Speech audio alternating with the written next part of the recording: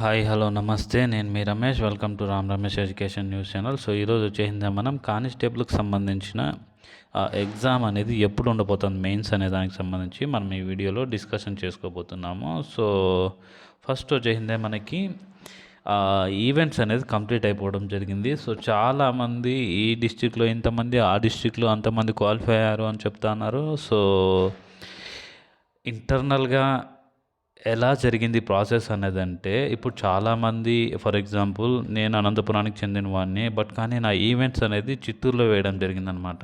So చాలామంది అట్లా internal districts అనేది చేంజ్ అవ్వడం జరిగింది. సో దానివల్ల మనము ఈ డిస్ట్రిక్ట్లో ఇంతమందే ఉన్నారు అని మనం క్లియర్ కట్గా చెప్పలేమన్నమాట. ఎందుకంటే అది ప్రెస్ నోట్ రావాల్సి ఉంటుందన్నమాట ఎస్ఎల్పిఆర్బి వారి దగ్గర నుంచి. సో మనకు వచ్చేసింది ఇక్కడ ఉన్న ఇన్ఫర్మేషన్ చూసుకున్నట్టయితే ఇప్పుడు కానిస్టేబుల్ పోస్టులకు 39,000 మంది అర్హత అని చెప్పేసి ఇవ్వడం జరిగింది. సో 39,000 డివైడెడ్ బై 6,100 వేసుకున్నట్టయితే మనకి 6.3 సంథింగ్ వస్తుందన్నమాట. అంటే ఒక్క పోస్ట్కి 7 మంది చొప్పున 1:7 ఒక్క ఉద్యోగానికి 7 మంది మనకి దేనికోసం వస్తారు అంటే పోటీలకు అయితే రావడం జరుగుతుందన్నమాట.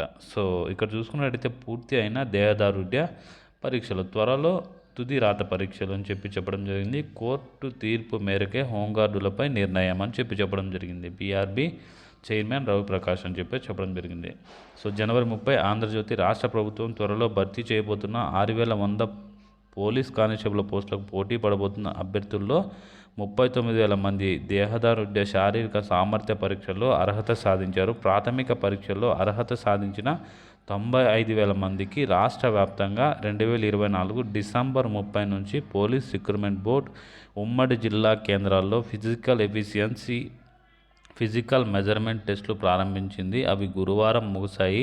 నెలపాటు జరిగిన పరీక్షలకు 69,000 మంది మాత్రమే హాజరయ్యారు. 2023 ఫిబ్రవరిలో 4,90,000 మంది ప్రాథమిక రాత పరీక్ష రాశారు. సో వారిలో అర్హత మార్కులు వచ్చిన 95,000 మందిని దేహదారుఢ్య పరీక్షలకు పిలవకుండా వైసీపీ ప్రభుత్వం జాప్యం చేసింది. హోంగార్డుల కోటా విషయంలో కొందరు అభ్యర్థులు కోర్టును ఆశ్రయించడంతో పూర్తిగా వదిలేసింది. ప్రభుత్వం మారిన తర్వాత అభ్యర్థులు కూటమి పెద్దలను విన్నవించడంతో ప్రక్రియ ప్రారంభమైంది. హోంగార్డు రిజర్వేషన్ల కోసం కోర్టుకు వెళ్ళిన 2,500 మంది న్యాయస్థానం అనుమతితో పీఈటీ, పీఎంటీ పరీక్షల్లో పాల్గొన్నారు. సో ఇక్కడ చూసుకున్నట్టయితే అర్హత సాధించిన 39,000 మందికి మార్చి చివరి వారం లేదా ఏప్రిల్ మొదటి వారం, గుర్తుపెట్టుకోండి, మార్చి చివరి వారం లేదా ఏప్రిల్ మొదటి వారమే అని చెప్పడం జరిగిందనమాట. సో ఖచ్చితంగా మార్చి 20 తర్వాత లేదా ఏప్రిల్ ఫస్ట్ వీక్లో ఎప్పుడైనా సరే మార్చి 20 నుంచి మనకి ఈవెంట్స్ పెట్టేదానికి అవకాశం అయితే ఉంది. ఎందుకంటే మార్చిలో 5 ఆదివారాలు ఉన్నాయి. సో మీరు గమనించవచ్చు అనమాట. నెక్స్ట్ వచ్చేసిందే మనకి తుదిరాత పరీక్షలు నిర్వహిస్తామని SLPRB chairman M Ravi Prakash తెలిపారు. సో కాకినాడ జేఎన్టీయూకు పరీక్ష నిర్వహణ బాధ్యత అప్పగించేశారు. సో హోంగార్డుల రిజర్వేషన్పై కోర్టు తుది తీర్పునకు అనుగుణంగా వ్యవహరిస్తామని చెప్పారు. సో కేసు వ్యవహారానికి సంబంధించిన ఎస్ఎల్పిఆర్బి కోర్టు అడిగిన వివరాలను త్వరలో అందజేస్తామని చెప్పారనమాట. సో దీనికి సంబంధించిన ఇన్ఫర్మేషన్ చాలామంది అయితే హోంగార్డ్స్ మళ్ళీ కేసులు వేశారు దీని మీద. సో ఈ అప్డేట్ చాలామందికి తెలిసి ఉండకపోయి ఉండొచ్చు. కాకపోతే కోర్టుకు అయితే మళ్ళీ వెళ్ళారు. మాకి వీళ్ళతో మాదిరే చూసన్నారు, మళ్ళీ జనరల్ హాస్పిటల్ లాగే చూసన్నారు మమ్మల్ని. సో మాకు కొద్దిగా ఎక్స్టెన్షన్ ఇవ్వండి అని చెప్పేసి అడగడం కోసం వెళ్తున్నారు. డైరెక్ట్గా మెయిన్స్కి మాకు క్వాలిఫికేషన్ డైరెక్ట్ ఇది ఇవ్వండి. ఇప్పుడు ఈవెంట్స్కి ఎలా అయితే పాస్ అవ్వకపోయినా వచ్చేసామో, సో మెయిన్స్ కూడా మేము ఈవెంట్స్ వెళ్ళకోకుండా డైరెక్ట్గా మాకు మెయిన్స్కి అలో ఇచ్చేయండి. అండ్ దాంతోపాటు మాకు కట్ ఆఫ్ అనేది పెట్టుకోకుండా ఎన్ని పోస్టులు ఉన్నాయో అన్ని పోస్టులు 1,160 సంథింగ్ ఉన్నాయి. సో 1,500 పోస్టులు సంథింగ్ ఉన్నాయి. సో ఈ 1,500, 1,100 మొత్తానికి అయితే ఆ పోస్ట్ అన్ని మాకే ఇవ్వండి అన్నట్టుగా వాళ్ళు వెళ్ళడం జరిగిందనమాట. సో దీని విషయమై మళ్ళీ వాళ్ళు కోర్టుకు వెళ్ళారు. అండ్ నాకు తెలిసినంత వరకు ఇవి 3-4 కేసులు అయితే పడినాయి అనుకుంటున్నాను. సో చూడాలి ఏం జరుగుతుంది అనేది.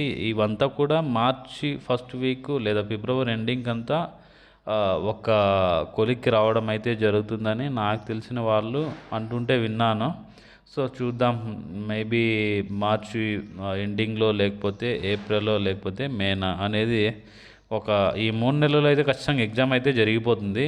బట్ కానీ ఈ ఈ ఈ ఏదైతే కోర్టు కేసులు ఉన్నాయో అకార్డింగ్లీ దానిపైన డిపెండ్ అయి ఉంటుంది అనమాట. So if in case it will completed before Feb, so వాళ్ళు ఖచ్చితంగా మనకి మార్చిలో ఎగ్జామ్ పెట్టేదానికి అవకాశం అయితే ఉంటుంది. ఇఫ్ నాట్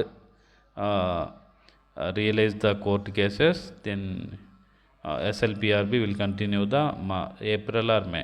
సో చూడాలి మనము ఏం జరుగుతుంది అనేది. సో ఈ వీడియో నచ్చినట్టయితే please like, share and do subscribe our YouTube channel. జై హింద్.